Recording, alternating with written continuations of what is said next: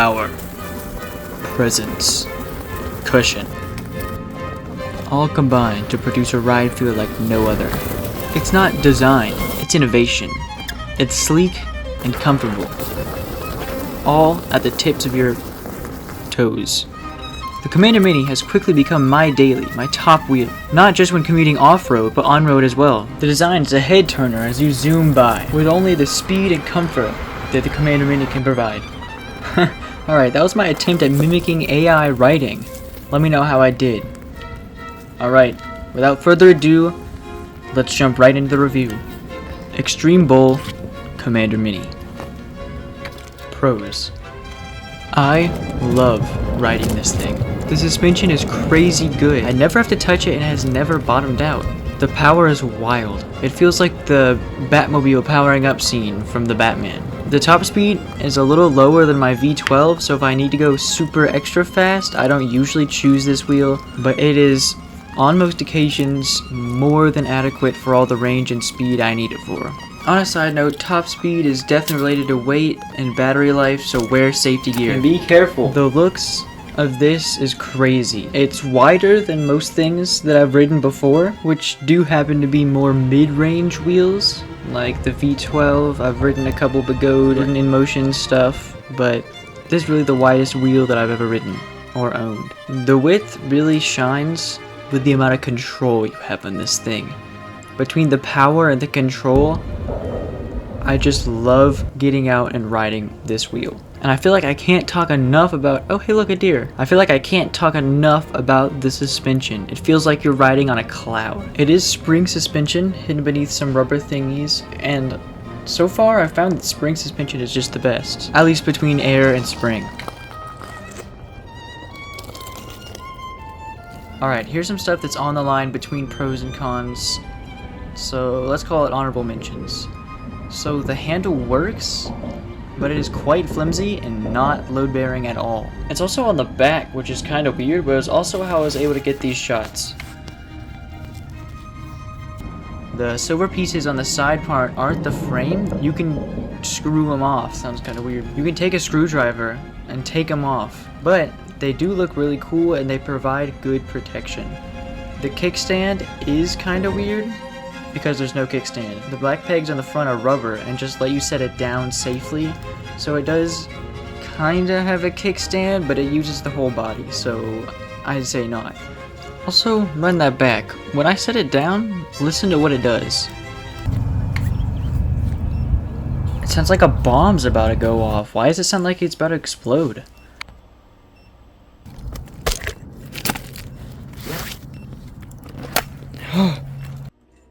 Always 5, no more, no less. I don't know why. Also, on the back, there's this weird light that just won't turn off. Look at this.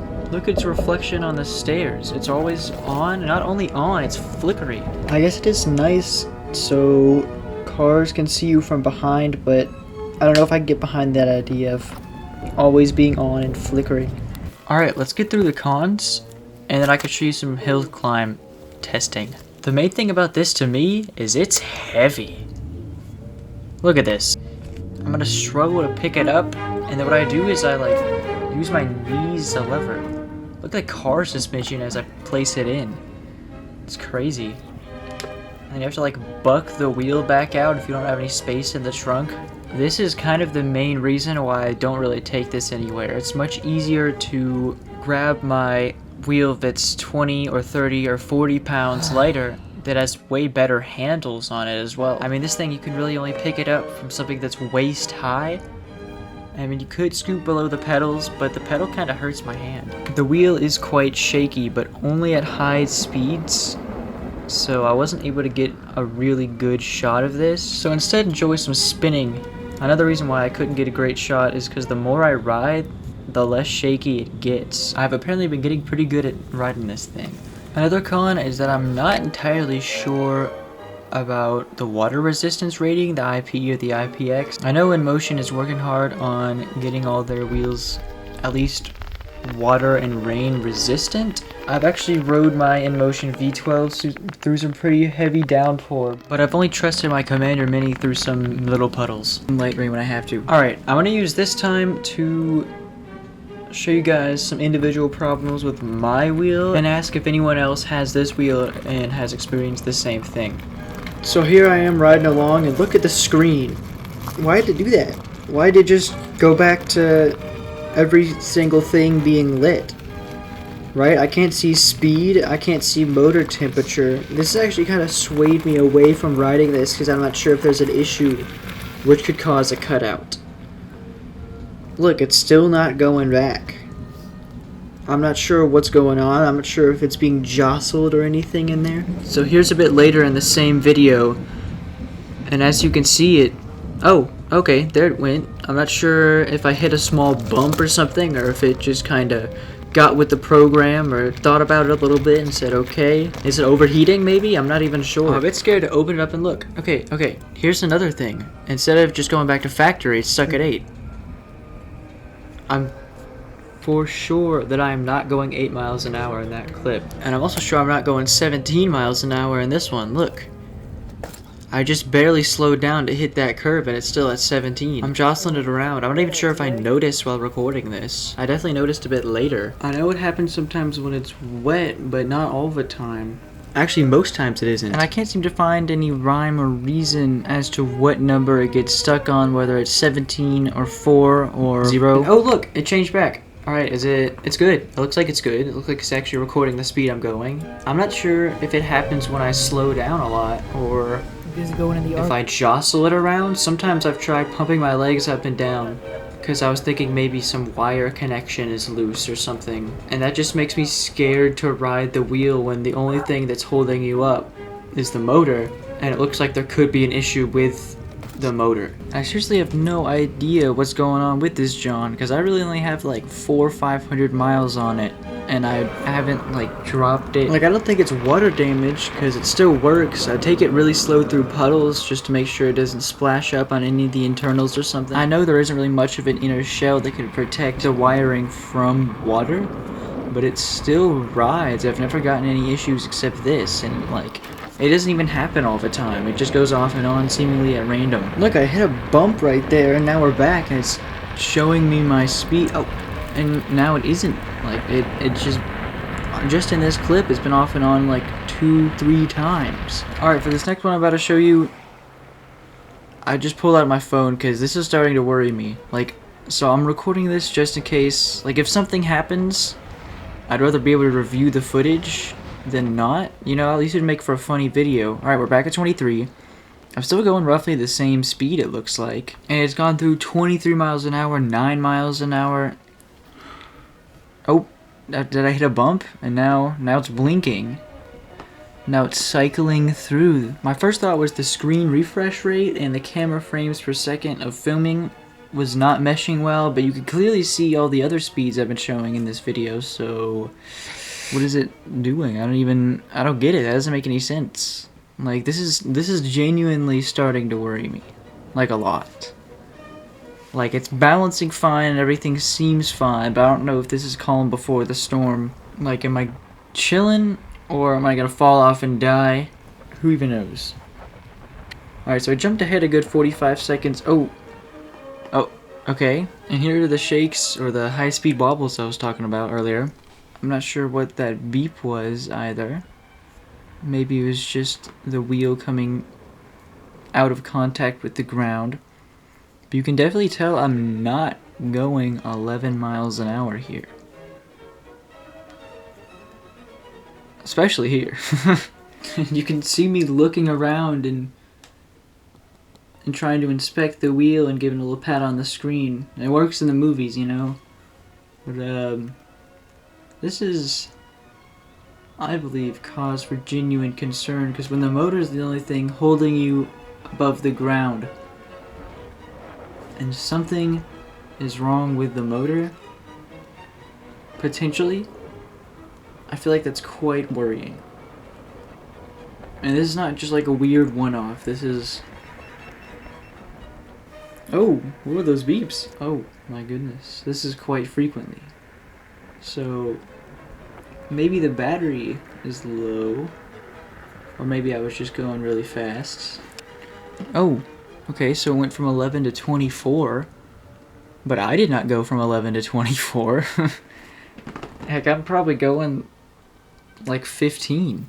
Alright, I'm not entirely sure the timeline between these two clips because I recorded these and then I just put it away for a while. Oh, that was a sick job.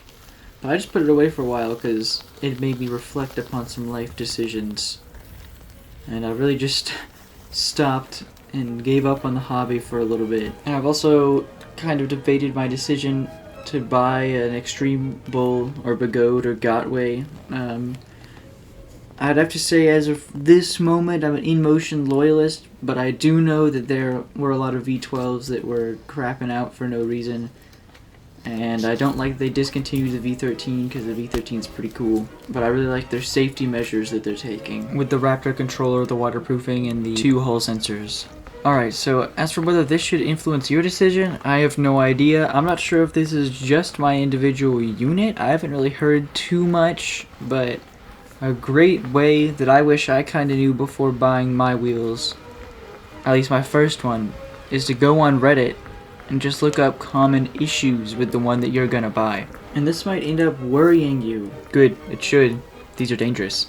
And you have to realize that these are posted on forums like this because it's not a common issue. Maybe only a couple people are experiencing them, but the couple people could be you, but most likely not. So, as I always say, enjoy, stay safe, and yap sesh over. And yeah, that's basically it for the cons, so let's get some off-roading and hill climb testing.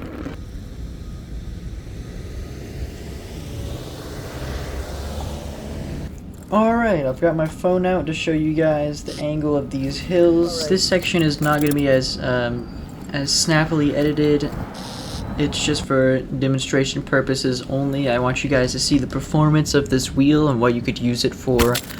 I'm also going to have a little off-roading section at the end. Just a little montage so you guys can see the performance of this wheel. And let me tell you, she is a beast. Oh my goodness, just look at this, bro. This is a crazy, like, almost 30-degree incline. No momentum, it just takes it. It just takes it. I didn't really hear any motor grinding or anything. It was crazy. Alright, roll clips and crank the music.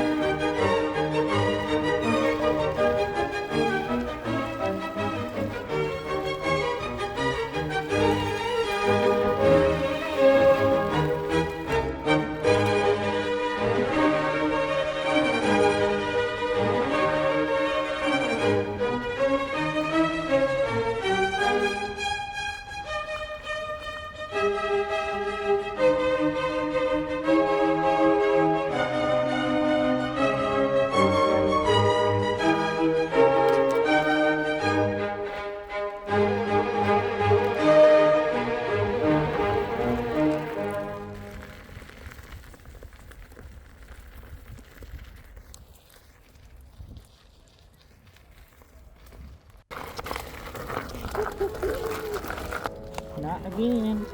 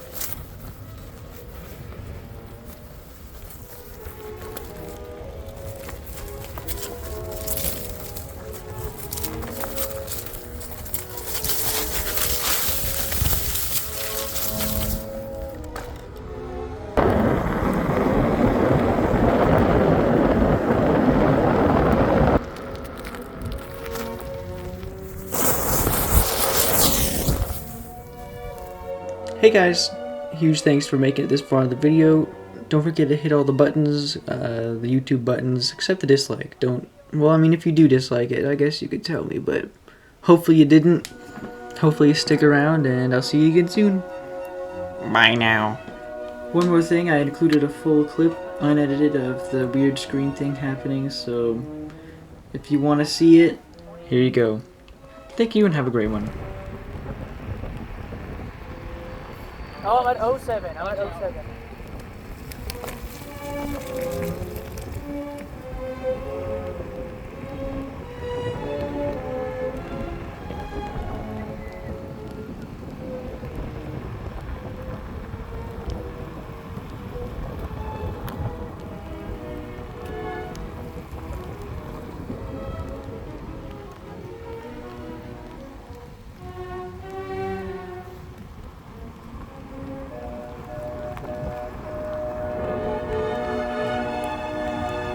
You want to get a bit closer, or are you going the fastest you can go?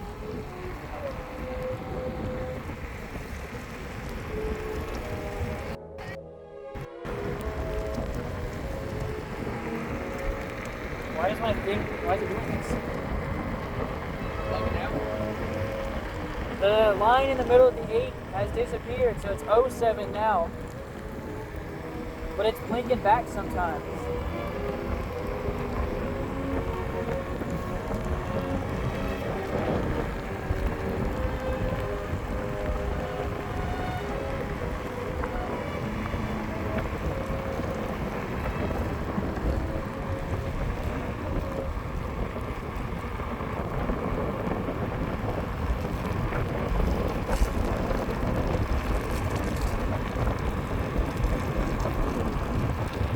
I don't think it's coming back.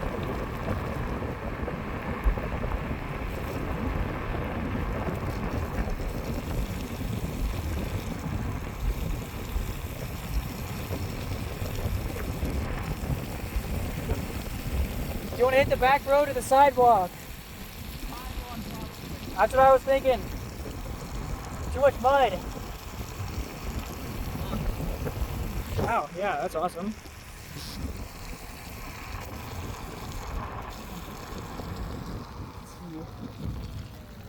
Got it.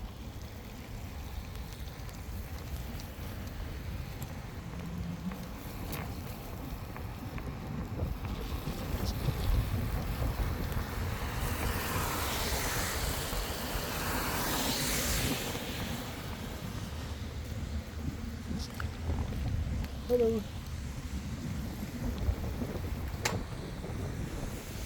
Whoa.